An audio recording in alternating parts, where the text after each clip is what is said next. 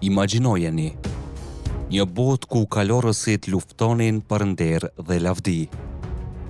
Një botë ku perandorit gjigante shtrieshin nga lindja në perëndim. Një botë ku emrat e sundimtarëve jetonin për shekuj. Gjengis Khan, njeriu që pushtoi gjysmën e botës. Richard Zemërluani, kalorësi i frikshëm i kryqëzatave. Vlad Drakula, terrori i Osmanëve. Sultan Mehmeti II, pushtuesi i Konstantinopojës. Por midis këtyre titanëve të mesjetës qëndron një burr. Një legjend që guxoi të sfidonte fuqinë më të madhe të kohës së tij. Një emër që osmanët e shqiptonin me frikë, Gjergj Kastrioti Skënderbeu. Një princ shqiptar që braktisi pushtetin e tij në oborrin osman, që u kthye në tokën e tij dhe bashkoi një komb të tërë për një luftë që dukej e pamundur. Për 25 vjet, ai mbajti të papushtuar Arbërinë përballë një armiku që nuk kishte njohur disfat. Por ai ishte Skënderbeu, më i fuqishëm se legjendat e tjera të mesjetës. Ai ishte më i madh se Gjengis Khan, më i fuqishëm se Richard Zemërluani, më i zgjuar se Mehmeti II. Sot do ta zbulojmë të vërtetën.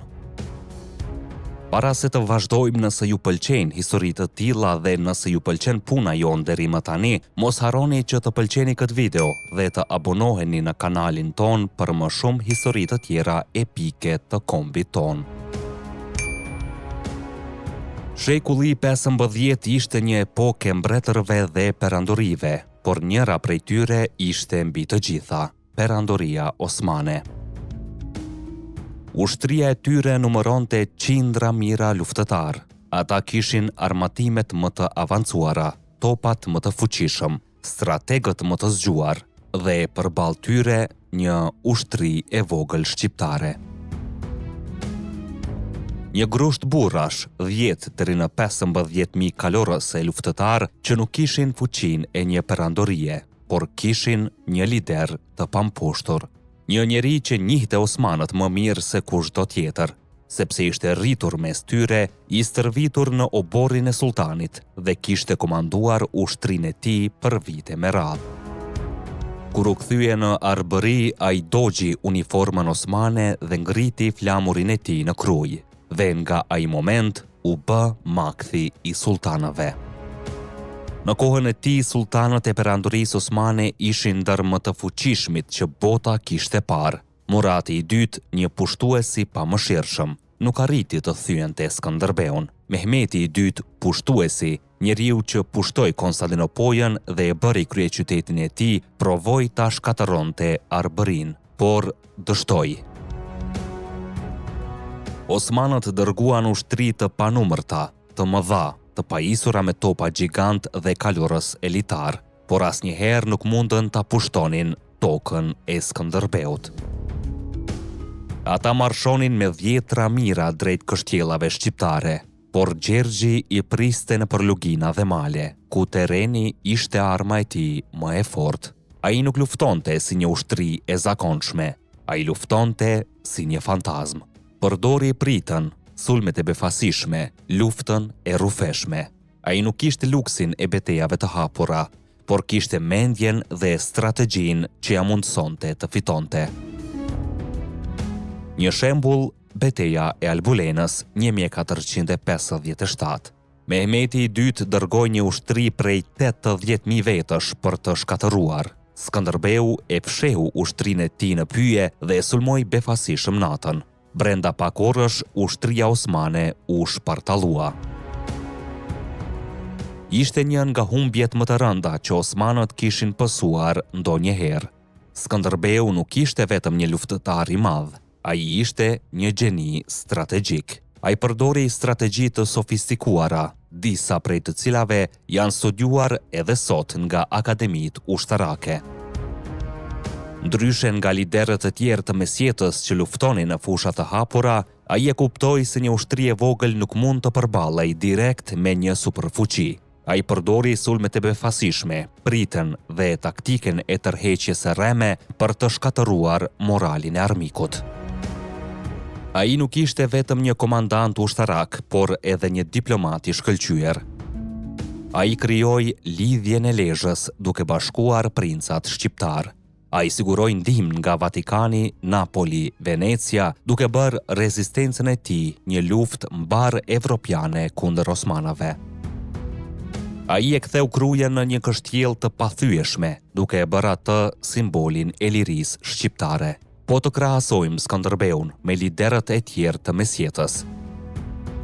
Gjengis Khan krijoi një nga perandoritë më të mëdha në histori, por ai kishte një ushtri të jashtëzakonshme dhe miliona burime në dispozicion. Skënderbeu përkundrazi arriti fitore të pabesueshme me shumë pak burime, duke treguar aftësi mbrojtëse superiore.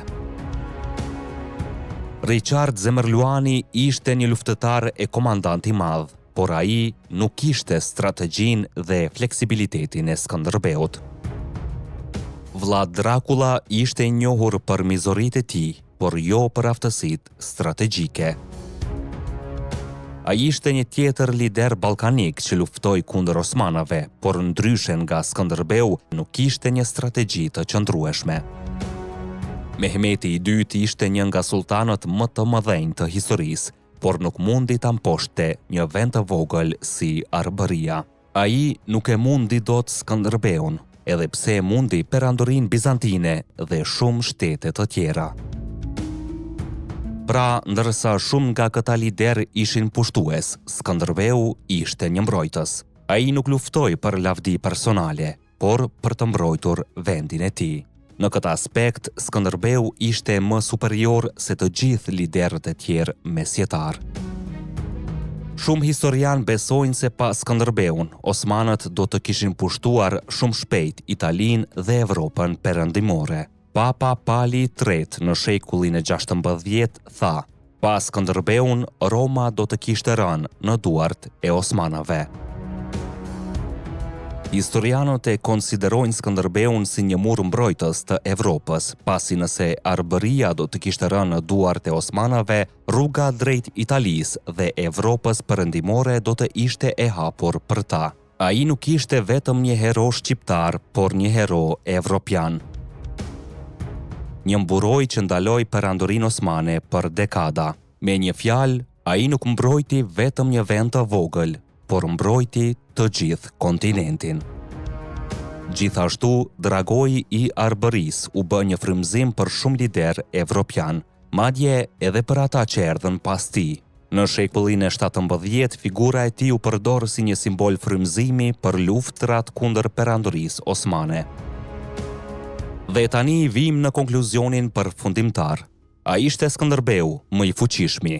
Nëse fuqia matet me strategjinë, mbrojtjen dhe ndikimin afatgjat, atëherë po. Skënderbeu nuk ishte thjesht një lider, ai ishte një legjend që sfidoi të pamundurën dhe e mundi historinë. Lider të mëdhenj si Gjengis Khan apo sultanët e perandorisë osmane udhëhiqnin ushtritë e tyre, por në shumicën e rasteve nuk luftonin vetë. E këtu bën dallim Skënderbeu, që përpos udhëheqjes ai ishte edhe komandant i vijës së parë të fronit. Nga burimet historike ai përshkruhet si luftëtar i fuqishëm që me shpatën e tij priste kokat e armiqëve. Fuqinë e tij në fushbetej nga të përmendurit mund ta kishte vetëm Vlad Dracula, por atij i mungojnë fitoret që korri Skënderbeu dhe më e rëndësishmja i mungon truri i tij. Asnjë lider tjetër i mesjetës nuk mbajti për 25 vjet një popull të vogël kundër një perandorie të madhe, duke përdorur taktika briliante dhe diplomaci të sofistikuar. Në këtë aspekt, Skënderbeu nuk ishte thjesht një lider i fuqishëm.